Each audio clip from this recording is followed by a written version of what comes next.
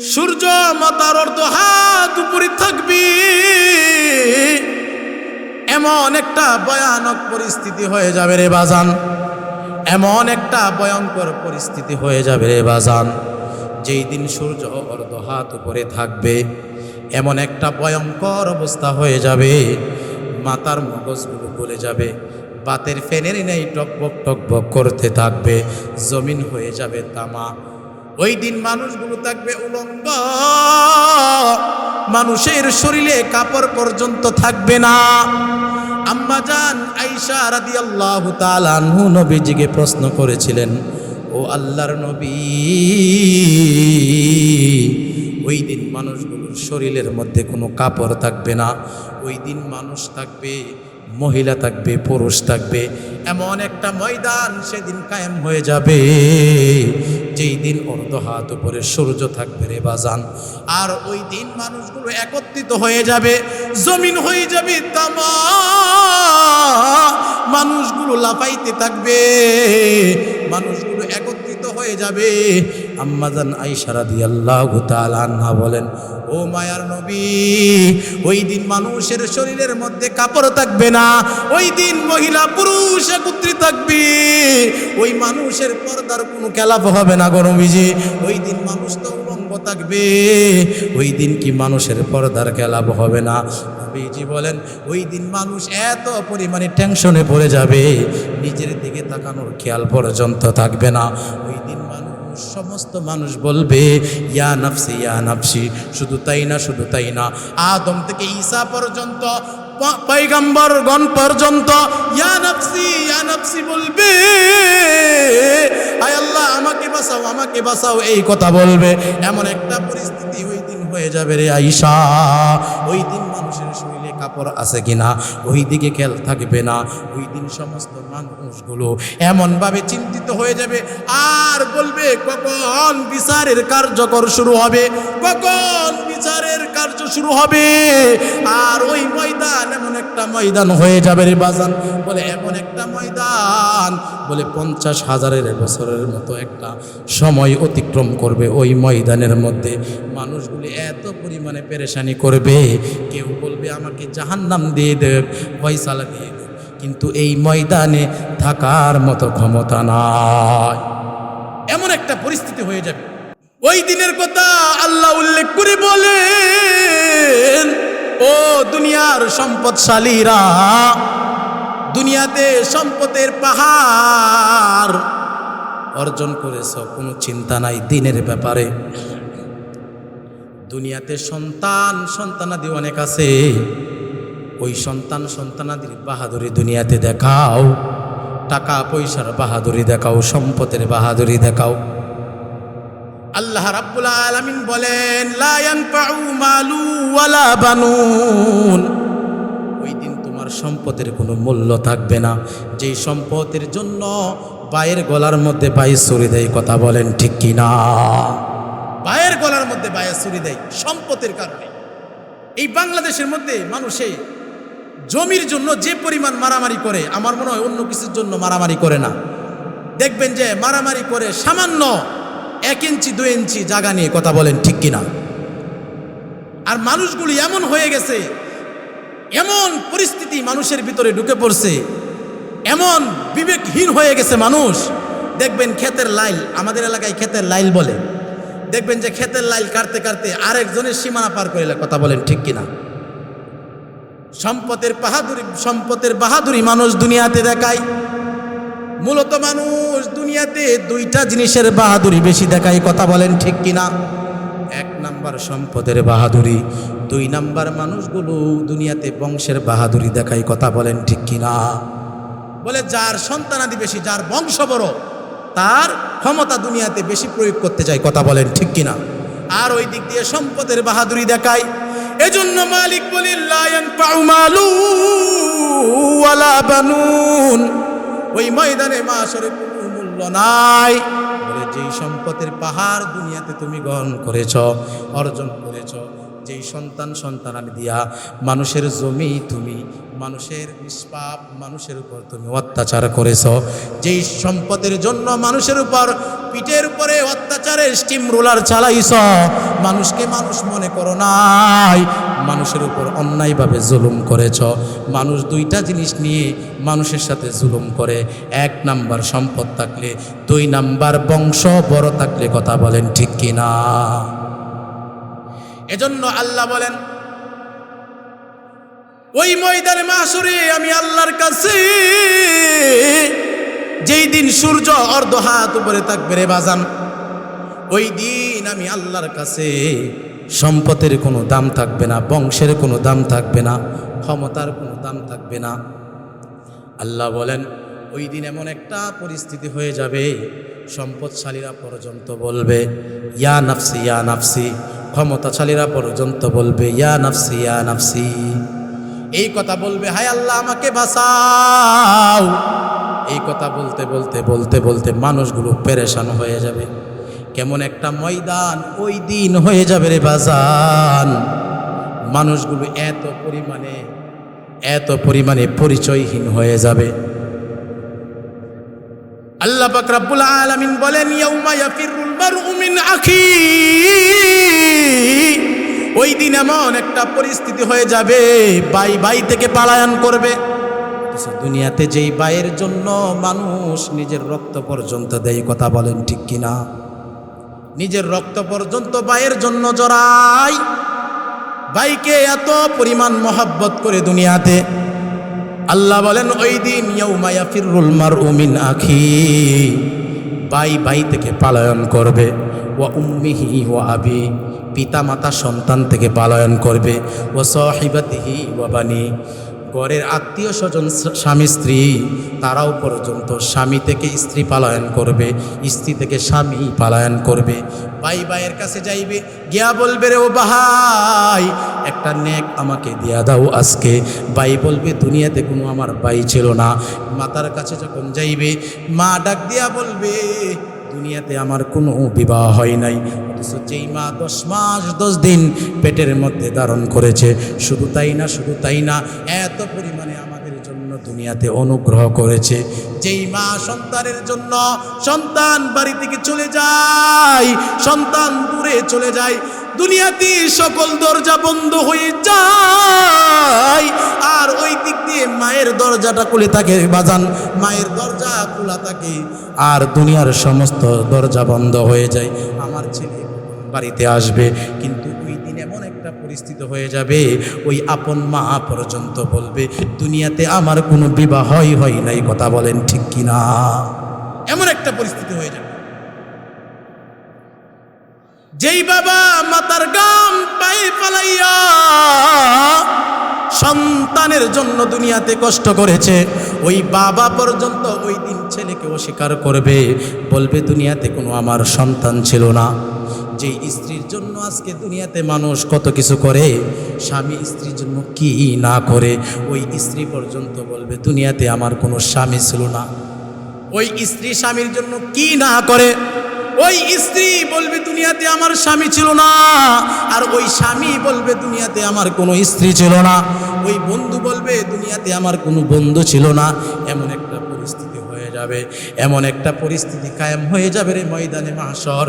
এমন একটা ভয়ঙ্কর দিন হয়ে যাবে, এমন একটা পরিস্থিতি হয়ে যাবে, মানুষগুলো দৌড়াইয়া ঈসা আলাইহিস সালামের কাছে যাইবে। ঈসা আলাইহিস সালামের কাছে গিয়া বলবে ও আল্লাহর নবী ঈসা, আপনি আমাদের জন্য একটু সুপারিশ করেন। মানুষগুলো ঈসা আলাইহিস সালামের কাছে যাওয়ার পর মানুষগুলো তখন ঈসা আলাইহিস সালামকে বলবে আজকে আমার জন্য একটু সুপারিশ করেন। ঈসা আলাইহিস সালাম ডাক দিয়া বলবে দুনিয়াতে মানুষ আমাকে তহমত দিব, দুনিয়াতে মানুষ আমাকে বিভিন্ন ধরনের কথা বলতো আমি আল্লাহর সন্তান ছিলাম, এইভাবে আমাকে তহমত দিত দুনিয়াতে মানুষ। আজকে আমি এটার বয়ে আছি, এটার জন্য আল্লাহ আমাকে পাকড়াও করে ফেলে। মানুষগুলোকে বলবে বলবে আজকে আমারও কোনো তোমাদেরকে কোনো সুপারিশ করার মতো কোনো আমার শক্তি নাই। আদম নবীরও ওই দিন শক্তি থাকবে না, ইব্রাহিম নবীরও ওই দিন কোনো শক্তি থাকবে না, আলাইহিস সালামের পর্যন্ত এই দিন কোনো শক্তি থাকবে না। ওই সমস্ত নবীরা বলবে আজকে আমাদের সুপারিশ করার মতো কোনো কায়দা নাই।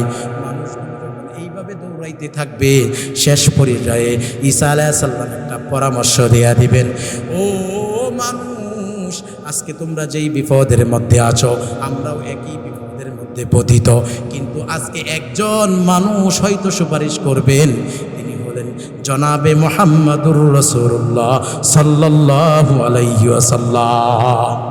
সকলে বলেন সাল্লাল্লাহু আলাইহি ওয়াসাল্লাম। ওই দিন আল্লাহর নবীর কাছে সমস্ত মানুষ যাইবে,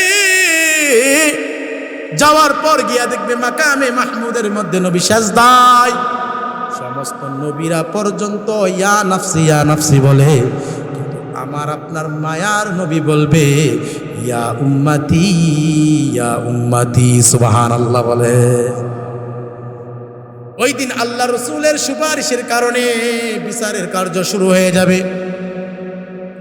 আর ওই দিক দিয়া জাহান্নাম ময়দানে মাহশরের মধ্যে প্রস্তুত করা হবে। জাহান্নাম এত পরিমাণে রাগান্বিত হয়ে যাবেন, আর ওই জাহান্নামকে 70,000 ফেরেশতারা শিকল লাগায়া রাখবে, এইভাবে টেনে টেনে রাখবে। জাহান্নামের উৎপাত কমবে না রে বাজান।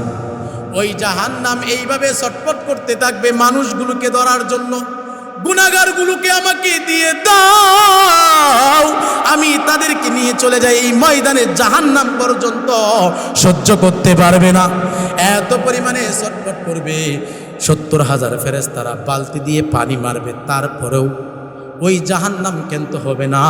হঠাৎ করে আল্লাহ পাক রব্বুল আলামিন একটু পানি ছিটা দিয়া দিবেন, জাহান্নাম থেমে যাবে। ফেরেশতারা ডাক দিয়া বলবে আল্লাহ, এতক্ষণ পর্যন্ত 70,000 ফেরেশতারা শিকল লাগায়া জাহান্নামকে ধরে, জাহান্নামকে রাখতে পারে না, ছটফট করে। আর 70,000 ফেরেশতারা জাহান্নামের মধ্যে পানি নিক্ষেপ করে, জাহান্নাম কেন হয় নাই, কিন্তু একটু পানি তুমি মারলা, এটা কি এমন একটা পানি যেই পানির কারণে জাহান্নাম কেন্ত হয়ে গেল? এটা কি আবে হায়াতের পানি? এটা কি আবে জমজমের পানি? এটা কি আবে কাউসারের পানি?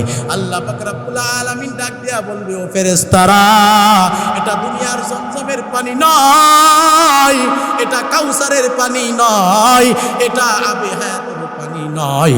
এই পানিটা হলো এই যে মাহফিলের ময়দানের মধ্যে যেই বান্দারা মাহফিলের ময়দানে উলামায়ে কেরামের বয়ান শুনে আল্লাহর ভয়ে জাহান্নামের ভয়ে কেঁদেছিল, আর চোখের দিকে ওই মাসির একটা চোখের পরিমাণ চোখ থেকে পানি পালাইছে, ওই পানিগুলো আমি আল্লাহ রাব্বুল আলামিন জমা করে রাখছিলাম, আর ওই পানিগুলো আমি ছিটাইয়া দিছি।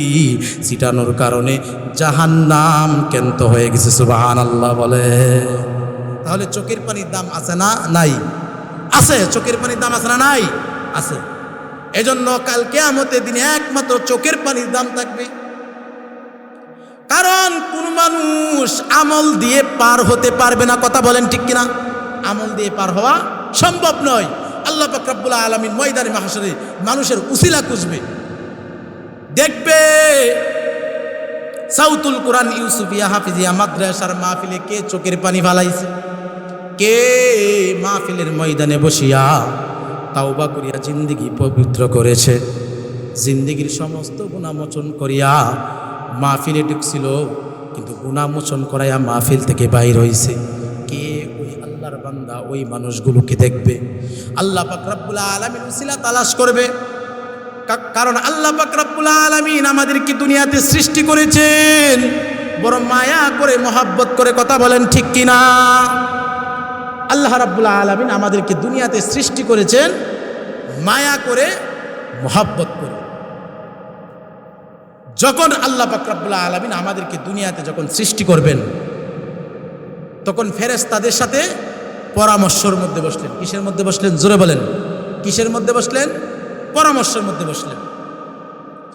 বলতেছে যে দুনিয়াতে আমি প্রতিনিধি পাঠাইতে চাই, মানুষ দুনিয়াতে আমি পাঠাইতে চাই, প্রতিনিধি পাঠাইতে চাই। ফেরেশতারা আল্লাহকে বলেছিল, দুনিয়াতে প্রতিনিধি পাঠানোর দরকার নাই, ওই মানুষগুলো দুনিয়াতে গিয়ে ঝগড়া ফাসাদ করবে, মানুষের শরীরে অন্যায়ভাবে আঘাত করবে, মানুষের জমি অন্যায়ভাবে লুণ্ঠন করবে, দুনিয়াতে ফিতনা ফাসাদ করবে, এদেরকে পাঠানোর দরকার নাই, আমরা ফেরেশতারাই তোমার ইবাদত করার জন্য যথেষ্ট। ফেরেশতারা এই কথা বলতেছে। আমার মালিক কেমন মায়ার মালিক! ফেরেশতাদের এই কথার জবাবে আল্লাহ বলেন, না না না, ইন্নী আ'লামু মা লা তা'লামুন, নিশ্চয়ই আমি আল্লাহ যা জানি তোমরা তা জানো না। ফেরেশতাদেরকে উত্তর দিলেন, আমি আল্লাহ যা জানি তোমরা তা জানো না। দুনিয়াতে আমি মানুষ পাঠাইব, ফেরেশতারা আমাদের বিপক্ষে অবস্থান নেয়, আর আল্লাহ আমাদের পক্ষ হয়ে দুনিয়াতে আমাদেরকে পাঠায়। তাহলে মায়া কম না বেশি? জোরে বলেন, মায়া কম না বেশি? আল্লাহ পাক রব্বুল আলামিন ফেরেশতাদের সাথে, ফেরেশতাদের বিপক্ষ হইয়া আমাদের পক্ষ হইয়া দুনিয়াতে আল্লাহ আমাদেরকে পাঠাইছেন। দুনিয়াতে পাঠানোর পর ফেরেশতারা আমাদেরকে পাঠানোর ব্যাপারে ফেরেশতারা রাজি ছিল না। কিন্তু আল্লাহর কি লীলা খেলা! আল্লাহ মানুষ বানানোর জন্য, মাটির জন্য হযরতে জিবরাইল আলাইহিস সালামকে পাঠাইলেন। দেখেন কেমন মায়া আমার আল্লাহর।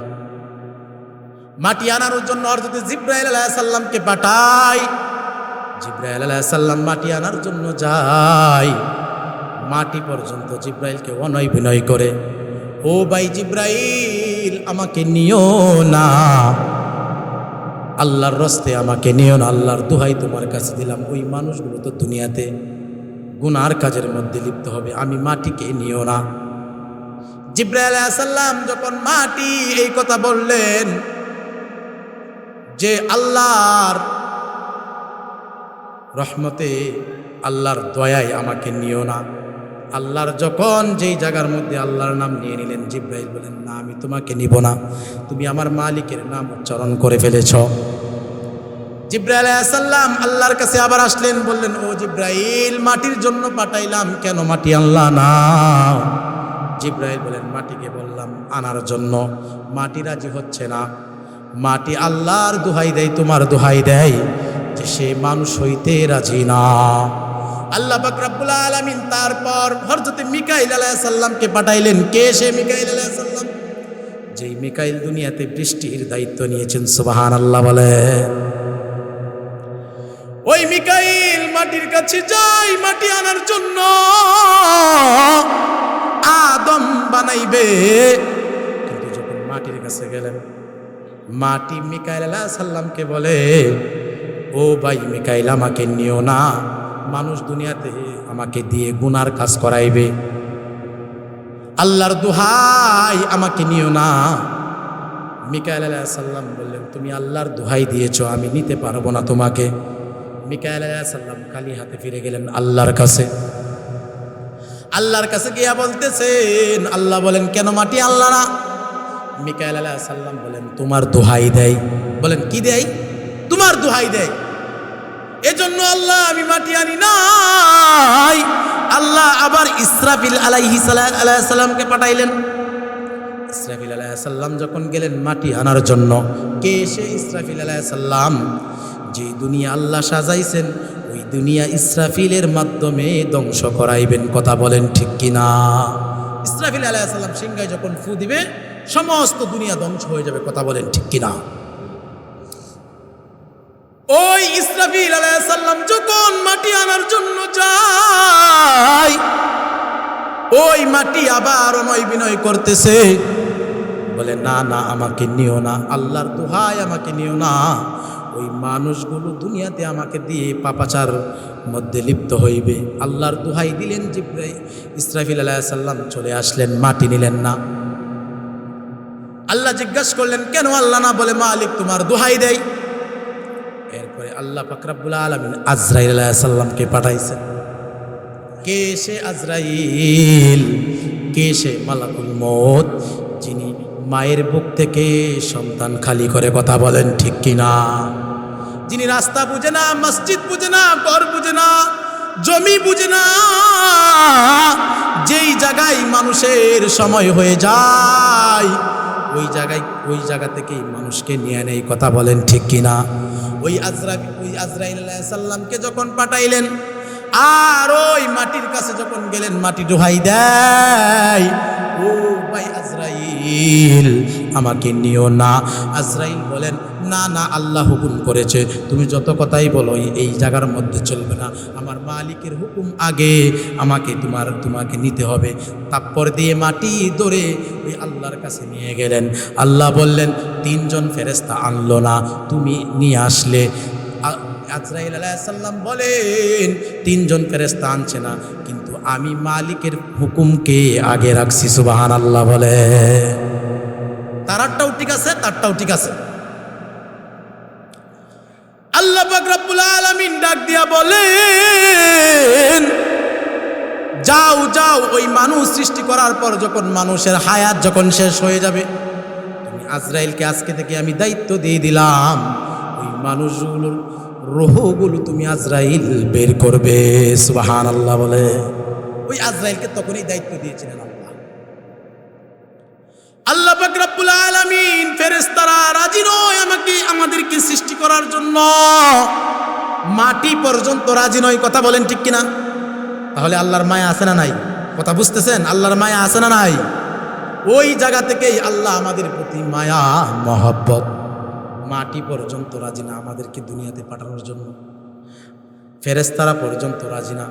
এরপরে আল্লাহ পাক রব্বুল আলামিন ওই মাটির তৈরি আদম তৈরি করলেন, আদম সৃষ্টি করলেন।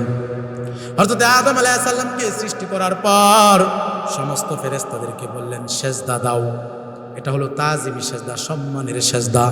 সমস্ত ফেরেশতারা সেজদা দিল, কিন্তু একটা ফেরেশতা সেজদা দিল না। কোরআনে যার নাম এসেছে ইবলিস, ইবলিস সেজদা দেয় নাই। ইবলিসকে প্রশ্ন করলেন, তুমি কেন সেজদা দাও নাই? সমস্ত ফেরেশতারা আমার হুকুমে সেজদা দিয়েছে। বলে, কে সে ইবলিস? যেই ইবলিস যখন ফেরেশতা ছিলেন, দুনিয়ার এমন কোনো জায়গা ছিল না যেই জায়গার মধ্যে ইবলিসে আল্লাহর জন্য সেজদা দেয় নাই। এত পরিমাণে ইবাদত, এত পরিমাণে আবেদ বান্দা ছিলেন, কিন্তু আল্লাহর একটা হুকুম অমান্য করার কারণে বললেন, কেন তুমি দাও নাই? ইবলিসের ভিতরে অহংকার ঢুকে পড়ল। এজন্যই আল্লাহ বলেন, ইন্নাল্লাহা লা ইউহিব্বুল মুস্তাকবিরিন। নিশ্চয় আল্লাহ তাআলা অহংকারীদেরকে পছন্দ করেন না। কি করেন না? অহংকার হলো আল্লাহর চাদর, এটা নিয়ে টানাটানি করা যাবে না। তখন ইবলিসকে বললেন, তুমি কেন সেজদা দাও নাই? ইবলিস বলেন, আমি আগুনের তৈরি উপরের দিকে উঠি, মাটির তৈরি জিনিস নিচের দিকে থাকে, তাকে আমি সেজদা দিব না। আল্লাহ ইবলিসকে লানত দিয়া দিলেন, ও ইবলিস, তোকে আমি লানত দিয়া দিলাম। ইবলিস, তুই কিয়ামত পর্যন্ত লানত প্রাপ্তদের অন্তর্ভুক্ত থাকবে। ইবলিস তখন ডাক দিয়া বলে, দুনিয়াতে এত ইবাদত করলাম, একটা হুকুম না মানার কারণে তোমার কাছে আজকে আমি লানত প্রাপ্তদের অন্তর্ভুক্ত হয়ে গেলাম। তোমার কাছে আমি কয়েকটা জিনিস চাইবো, তার মধ্যে একটা জিনিস হলো কিয়ামত পর্যন্ত হায়াত চাই। আর একটা জিনিস হলো, যেই মানুষের জন্য আজকে আমি লানতপ্রাপ্ত হয়েছি, যেই মানুষকে তুমি সৃষ্টি করবা, আর যেই মানুষের কারণে আমি ফেরেশতা থেকে ইবলিসে পরিণত হয়েছি, ওই মানুষকে আমি 4 দিক দিয়ে ধোঁকা দিব, রগের ভিতরে ভিতরে আমি তাকে ধোঁকা দিব। আল্লাহ বলেন, যা, তোর কথা ঠিক রাখলাম। কিন্তু আল্লাহ তো কোনো মায়া কমে নাই, কারণ ইবলিস মনে করছে মানুষের দিক হলো 4টা, আসলে মানুষের দিক হলো 6টা। কথা বলেন ঠিক কিনা? কয়টা? 6টা। ডান বাম, সামনে পিছে, উপরে নিচে। সে তো বলছে 4 দিক দিয়ে ধোঁকা দিবে, কিন্তু নিচ আর উপর তো বলে নাই। কথা বলেন ঠিক কিনা? আল্লাহ পাক রব্বুল আলামিন ডাক দিয়া বলে, ইবলিস, 4 দিক দিয়ে আমার বান্দাকে তুই জাহান্নামে নেওয়ার জন্য চেষ্টা করবে। আর আমার বান্দা গুনাহ করার পর যদি আমি আল্লাহর কাছে চোখের পানি ফালাইয়া দুইটা হাত উপরের দিকে উঠায়া দেয়, আমি উপর থেকে রহমত দ্বারাতে ওই বান্দাকে ক্ষমা করে দেব। সুবহানাল্লাহ। এত পরিমাণে মায়া আল্লাহর, তখন থেকেই আমাদের প্রতি এত পরিমাণে মায়া ছিল রে বাজান। আর ওই দিন মানুষগুলো টেনশনে পড়ে যাবে, তাহলে আল্লাহ আমাদেরকে জান্নাতে দিলে আল্লাহর কোনো লস নাই, জাহান্নামে দিলে আল্লাহর কোনো লাভ নাই। কথা বলেন ঠিক কি না? এজন্য আল্লাহ উসিলা তালাশ করবে। ঠিক কি তালাশ করবে? ওই যে বলছিলাম না, কি তালাশ করবে? উসিলা তালাশ করবে। কারণ আল্লাহ তো আমাদেরকে জান্নাতে দিলে আল্লাহর কোনো লস আছে? লস নাই। আর আল্লাহ যদি আমাদেরকে জাহান্নামে দেয়, আল্লাহর কোনো লাভ আছে? লাভ নাই। এই জন্য উসিলা তালাশ করবে। এই জন্য কোনো মানুষ ময়দানে মাহশরে আমল দিয়ে জান্নাতে যেতে পারবে না। কথা বলেন ঠিক কি না? এই জন্য আল্লাহর কাছে সর্বদাই দোয়া করবেন, আল্লাহ ময়দানে মাহশরে হিসাব ছাড়াই বিনা হিসাবেই জান্নাত দিয়ে দিও। সকলে বলেন আমিন। বিনা হিসাবেই যেন আল্লাহ আমাদেরকে কি দিয়ে দেয়? জান্নাত দিয়ে দেয়। কারণ কেন? হিসাব দিয়ে আমরা জান্নাতে যেতে পারবো না, কারো শক্তি নাই হিসাব দিয়ে জান্নাতে যাওয়া। আর আল্লাহ আমাদেরকে তৈরি করছেন জাহান্নামে পাঠানোর জন্য নয়। কারণ ফেরেশতাদের থেকে তর্ক বিতর্ক হয়েছে আল্লাহ, এরপরে দুনিয়াতে আমাদেরকে পাঠাইছেন। এজন্যই আল্লাহ বলেন, আমি দুনিয়াতে মানুষকে দুনিয়াতে কেন সৃষ্টি করেছি।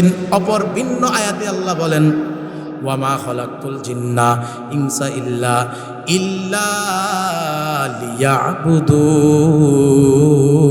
লিয়াবুদুন। আল্লাহ বলেন, আমি জিন এবং মানুষদেরকে সৃষ্টি করেছি একমাত্র আমি আল্লাহর ইবাদত করার জন্য। কি করার জন্য? আল্লাহর গোলামি করার জন্য। আল্লাহ বলেন, দুনিয়াতে আমি জিন এবং মানুষকে সৃষ্টি করেছি একমাত্র কার ইবাদত করার জন্য? আমি আল্লাহর ইবাদত করার জন্য। কারণ মানুষগুলো জান্নাত থেকে আসছে। কোথায় থেকে আসছে? কারণ আদম আলাইহিস সালামকে সৃষ্টির পর কোথায় রাখছেন? জান্নাতে রাখছেন। কোথায় রাখছেন? জান্নাতে রাখছেন। জান্নাতে রাখার পর ওই জায়গাতেও শয়তানে ধোঁকা দিয়া আদম আলাইহিস সালামকে জান্নাত থেকে বাইর করলেন। কথা বলেন ঠিক কিনা? সূত্র কিন্তু এই যে শুরু হয়েছে, এরপরে জান্নাতের মধ্যে গেছে। জান্নাতের মধ্যে গিয়াও যে কোনোভাবে আদম আলাইহিস সালামকে একটা ফল খাওয়াইছে, যেই ফলটা আল্লাহ রাব্বুল আলামিন নিষেধ করেছিলেন ওই ফলটা খায়ও না। কিন্তু যে কোনোভাবে কলা কৌশলে ওই ফলটা খাওয়ানোর পর আল্লাহ দুনিয়াতে আবার আদম আলাইহিস সালামকে দুনিয়াতে পাঠাইছেন। দুনিয়াতে পাঠানোর পর কেমন নবীর উম্মত আমরা বাজান? কোন নবীর উম্মত বাজান আমরা? ওই আদম আলাইহিস সালাম দুনিয়াতে আসার পর এই ভুল করার পর আল্লাহর কাছে ক্রন্দনরত, আল্লাহর কাছে এত পরিমাণে কান্না করতেছেন। কিতাবের মধ্যে আসছে 350 বছর পর্যন্ত দুনিয়াতে আসার পর কান্না করতেছেন, আয় আল্লাহ একটা ভুল করেছি, আল্লাহ আমাকে ক্ষমা করে দাও। একজন নবী হইয়া একটা ভুলের কারণে 350 বছর পর্যন্ত কান্না করে। আর আমরা দুনিয়াতে কত ভুল করি, মৃত্যুর আগে একদিনও কান্নার সুযোগ হয় না। কথা বলেন ঠিক কিনা? দুনিয়ার জন্য কান্নাকাটি করি, কিন্তু আখিরাতের জন্য একদিনও কান্নার সুযোগ হয় না। অথচ আদম আলাইহিস সালাম একটা ভুল করেছে, এই ভুলটা তো আল্লাহই করাইছে। কে করাইছে? এরপরেও 350 বছর কান্না করতেছে। কেমন নবীর উম্মত আমরা হইছি? 350 বছর কান্না করার পর হঠাৎ করিয়া আদম আলাইহিস সালামের মাথার মধ্যে, জেহেনের মধ্যে একটা কথা স্মরণে আসলো। ওই যে জান্নাতের মধ্যে যখন আদম আলাইহিস সালাম ঢুকেছিলেন, গেটের মধ্যে আল্লাহর নাম লেখা ছিল লা ইলাহা ইল্লাল্লাহ, পাশে ছিল মুহাম্মাদুর রাসূলুল্লাহ। সুবহানাল্লাহ বলে। আমাদের নবীর নাম, আল্লাহর নবীর নামের সাথে জান্নাতের গেটের মধ্যে। আর 350 বছর কান্না করতেছে। আল্লাহ আদম আলাইহিস সালামের দোয়া কবুল করে না।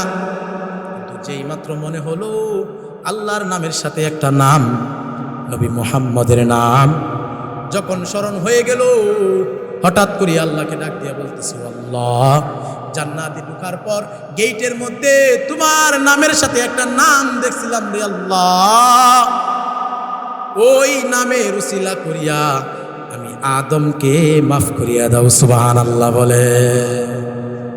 আল্লাহ পাক রব্বুল আলামিন ডাক দিয়া বলি, আদম ওই ডাকটা দুজি তুমি, ওই নামের উসিলাটা তুমি দুজি জান্নাত থেকে তুমি যখন বের হইছিলা ওই দিনে যদি ওই আমার বন্ধু হাবিবের নামের খাতিরে যদি আমার কাছে দোয়া চাইতা, আমি আল্লাহ তোমাকে ওই দিনেই মাফ করে দিতাম। সুবহানাল্লাহ বলে।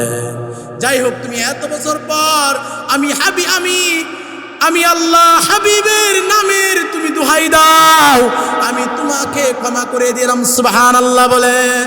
300 বছর পর, 350 বছর পর গিয়া দোয়া কবুল করছে। সুবহানাল্লাহ বলবেন না? কোন নবীর উসিলায়? আমাদের নবীর উসিলায়। এমন নবীর উম্মত হইছে রে বাঙালি মুসলমান, যেই নবীর উম্মত হওয়ার জন্য নবীরা পর্যন্ত আল্লাহর কাছে দোয়া করতো। কথা বলেন ঠিক কি না? নবীরা পর্যন্ত দোয়া করতো, আল্লাহ আমাকে শেষ নবীর উম্মত বানাও। আর আমরা আজকে এই নবীর উম্মত হইয়া আমরা নবী চিনি না। কথা বলেন ঠিক কি না? 95% মুসলমানের দেশ। এই দেশের মধ্যেও কিছু কুলাঙ্গাররা আমার নবীকে নিয়ে কটূক্তি করে। কথা বলেন ঠিক কি না? সঠিক জবাব দিয়েছে বালুকার মুসলমান। কথা বলেন ঠিক কিনা? আপনারা হয়তো ফেসবুকে বা সোশ্যাল মিডিয়াতে পাইছেন। এক কুলাঙ্গার, বাড়ি হলো তারাকান্দা, ময়মনসিং তারাকান্দা। সে আমার নবীকে নিয়ে কটূক্তি করছে। বালুকার মুসলমানের গায়ে সহ্য হয় নাই, সাথে সাথে তাকে হত্যা করে গাছের মধ্যে ঝুলাইয়া ফুরাইয়া দিছে। আলহামদুলিল্লাহ বলেন, আমরা খুশি হয়েছি। রসুলের দুশ্মনরা এই দুনিয়াতে থাকার কোনো যোগ্যতা রাখে না, কারণ আল্লাহ রসুলের খাতিরে আল্লাহ দুনিয়া সৃষ্টি করছেন। কথা বলেন ঠিক কিনা? যার উসিলায় সিন্নি কাইলা মোল্লা ছিল না। কথা বলেন ঠিক কিনা? এমন নবীর উম্মত আমরা হইছি। আর ওই ময়দানে মাহশরে সমস্ত নবীরা পেরেশানি হয়ে যাবে। সমস্ত নবীগণ পেরেশানি হওয়ার পর একমাত্র আমাদের নবী আল্লাহর কাছে সুপারিশ করবে। আমার নবী সুপারিশ করার পর বিচারের কার্য শুরু হয়ে যাবে। সুবহানাল্লাহ বলে। এজন্য আল্লাহ বলেন, এমন একটা ময়দানে মাহশর, ইয়াউমা লা ইয়ানফাউ, ওই দিন আমি আল্লাহর কাছে কোনো কিছুর মূল্য নাই। মালু ওয়ালা বানুন, ধন সম্পদের কোনো কিছুই কি নাই। এই দুইটা জিনিসের ময়দানে মাহশরে বাহাদুরি চলবে না। যারা এই দুই জিনিস নিয়ে আসবা, যে বলবা দুনিয়াতে আমি সম্পদ অর্জন করছি, দুনিয়াতে আমার বংশ বড় ছিল, কোনো কাজে আসবে না। কথা বলেন ঠিক কিনা? পরের আয়াতে বলেন, ইল্লা মান আতাল্লাহ বিকলবিন সালিম। আল্লাহ বলেন, ওই দিন আমি আল্লাহর কাছে, যেই দিন এতক্ষণ তো বললাম কেমন দিন হইবে, ওই দিন আমি আল্লাহর কাছে সম্পদের কোনো দাম নাই, সম্পদের কোনো মূল্য নাই। ওই দিন আমি আল্লাহর কাছে বংশের কোনো মূল্য নাই, ক্ষমতার কোনো মূল্য নাই। একটা জিনিসের মূল্য আছে বলে, সেই জিনিসটা হলো ইল্লা মান আতাল্লাহ বিকলবিন সালিম। আল্লাহ বলেন, ওই দিন এমন একটা জিনিসের মূল্য থাকবে যেই আত্মাটা দুনিয়াতে পবিত্র থাকবে। সুবহানাল্লাহ বলে। যার আত্মা পরিষ্কার। পানির মধ্যে যদি ময়লা পড়ে, পানিটা কি পরিষ্কার দেখা যাবে না নাপাক দেখা যাবে? কথা বলেন ঠিক কিনা? পানি পরিষ্কার দেখা যাবে? পানি হেফাজত করার জন্য ময়লা থেকে সাবধান। কথা বলেন ঠিক কিনা? ঠিক তেমনি ভাবে আত্মা পরিষ্কার করার জন্য গুনাহ থেকে সাবধান। কথা বলেন ঠিক কিনা? গুনাহ থেকে সাবধান। যখন আমি গুনাহ থেকে যখন পবিত্র হয়ে যাব, আমার আত্মা পবিত্র হয়ে যাবে। কথা বলেন ঠিক কিনা? এজন্যই আল্লাহ বলেন, ওই দিন সম্পদের কোনো মূল্য নাই, ওই দিন ক্ষমতার কোনো মূল্য নাই। একটা জিনিসের মূল্য থাকবে, সেই জিনিসটা হলো পরিশুদ্ধ আত্মা। সুবহানাল্লাহ বলেন। যেই আত্মার মধ্যে ঘুষ নাই, যেই আত্মার মধ্যে সুদ নাই, যেই আত্মার মধ্যে চুরি নাই, রাহাজানি নাই, যেই আত্মার মধ্যে ডাকাতি নাই, যেই আত্মার মধ্যে মানুষের সাথে খারাপ আচরণ নাই, যেই আত্মার মধ্যে নামাজের সুরত, যেই আত্মার মধ্যে রোজা আছে, যেই আত্মাগুলো রোজার জন্য পাগল, যেই আত্মাগুলো নামাজের জন্য পাগল, যেই আত্মাগুলো উলামায়ে কেরামের জন্য পাগল, যেই আত্মাগুলো নবীর জন্য পাগল, যেই আত্মাগুলো আশিকের আল্লাহর জন্য পাগল, যেই আত্মাগুলো মসজিদের জন্য পাগল, যেই আত্মাগুলো মাদ্রাসার জন্য পাগল, আল্লাহ বলেন ওই আত্মার মূল্য ওই দিন আমি আল্লাহ দিব। সুবহানাল্লাহ বলে। কেমন মূল্য দিবে? বলে যেই অন্তরের মধ্যে কোরআনে কারীম থাকবে। একটা ছেলের অন্তরের মধ্যে কোরআনে কারীম। এই মাদ্রাসার মধ্যে আপনারা অনেকেই সন্তান দিয়েছেন। কথা বলেন ঠিক কিনা? বলে কেমন মূল্য আল্লাহ ওই দিন দিবে? বলে একটা কোরআনের হাফেজের মা এবং বাবাকে নূরের টুপি পরাইবেন। সুবহানাল্লাহ বলে। এত পরিমাণে পবিত্র, এত পরিমাণে সম্মান ওই দিন আল্লাহ দিবেন, যে আত্মাগুলো এত পরিমাণে পবিত্র থাকবে, যে যার সন্তান কোরআনের হাফেজ হয়েছে। আচ্ছা, যার সন্তান কোরআনের হাফেজ হয়, আচ্ছা কোরআনে কারিম এটা কার কালাম? জোরে বলেন, কার কালাম? আল্লাহর কালাম। কার কালাম? দুনিয়ার মধ্যে মানুষ বই লিপিবদ্ধ করে, এরপরে বই লিপিবদ্ধ করার পরে দেখবেন লাস্টে বলে যে আমার বইয়ের মধ্যে কোনো যদি ভুল থাকে আমাকে জানাইবেন, আমি পরবর্তীতে এই ভুলটা ঠিক করব। কথা বলেন ঠিক কিনা? কিন্তু মালিক কেমন এক কোরআন আমাদেরকে দিয়েছেন, কোরআনের শুরু আয়াতেই বলেন এই কোরআনের মধ্যে কোনো সন্দেহ নাই। সুবহানাল্লাহ বলেন। যালিকাল কিতাবু লা রাইবা ফি, এই কিতাবের মধ্যে, এই কোরআনের মধ্যে কোনো সন্দেহ নাই। সুবহানাল্লাহ বলবেন না? ভুল তো নাই, কোনো সন্দেহ নাই। 1400 বছর আগে কোরআন নাজিল হয়েছে, কত বেঈমানেরা চেষ্টা করছে কোরআনের মধ্যে রদবদল করার জন্য। এই 1400 বছর হয়ে গেছে, আজও পর্যন্ত কোরআনের একটা জের জবর পাল্টাইতে পারে নাই। কথা বলেন ঠিক কিনা? আজও পর্যন্ত পাল্টাইতে পারে নাই। আর ওই কোরআনের হাফেজের মা বাবা যারা হবে তাদেরকে আল্লাহ কিয়ামতের মধ্যে সম্মানিত করবেন। সুবহানাল্লাহ বলবেন না? সম্মানিত করবেন কিয়ামতের দিন। এজন্য এমন একটা আত্মা গঠন করেন, মরিলে কাঁদিবে ভুবন, হাসিবে আপনি। এমন জীবন করিও গঠন, মরিলে হাসিবে তুমি, কাঁদিবে ভুবন। এমন জীবন গঠন করতে হবে। আজকে যদি আপনার একটা সন্তানকে হাফেজে কোরআন বানান, মাদ্রাসায় দেন, তাহলে বলবে ওই হাফেজে কোরআনের বাপ। কথা বলেন ঠিক কিনা? আর ছেলেটাকে যদি দুনিয়াতে ভালো শিক্ষা না দিতে পারেন, যদি দুনিয়াতে ডাকাতি করে চুরি করে, মানুষ আপনাকে আগে উল্লেখ করে বলবে এটা হলো সুরের বাপ। কথা বলেন ঠিক কিনা? এজন্য সন্তানকে ভালো পথে পরিচালনা করেন। ওই মানুষদেরকে আল্লাহ পাক রব্বুল আলামিন যেদিন ময়দানে মাহশর কায়েম হবে ওই দিন সম্মানিত করবেন।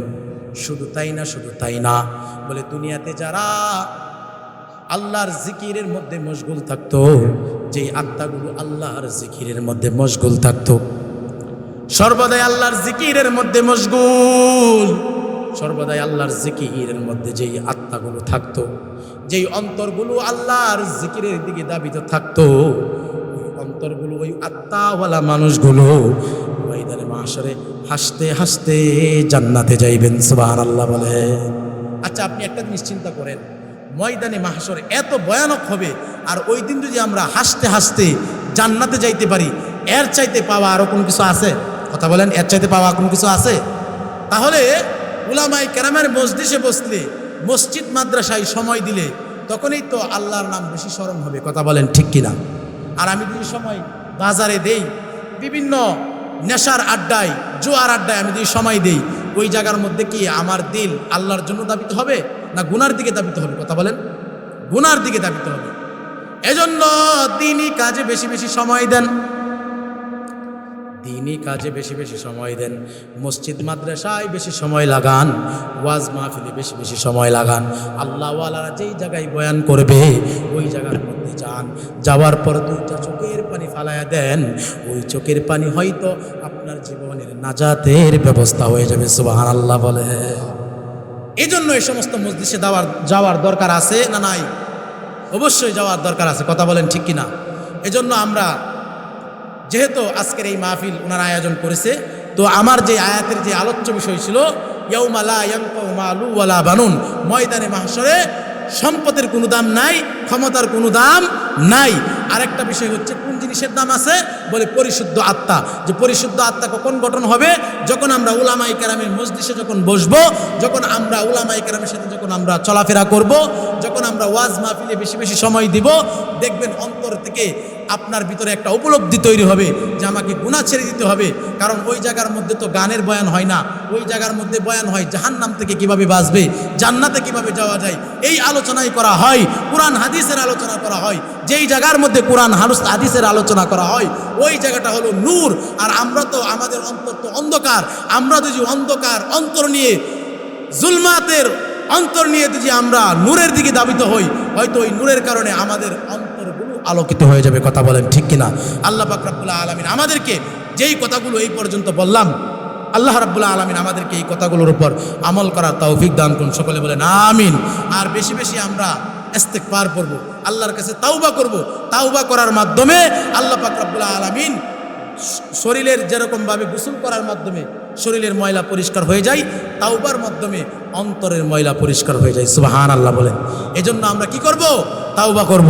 আল্লাহ এক আয়াতে বলেন, ইয়া আইয়ুহাল্লাযীনা আমানু তুবু ইলাল্লাহি তাওবাতান নাসুহা।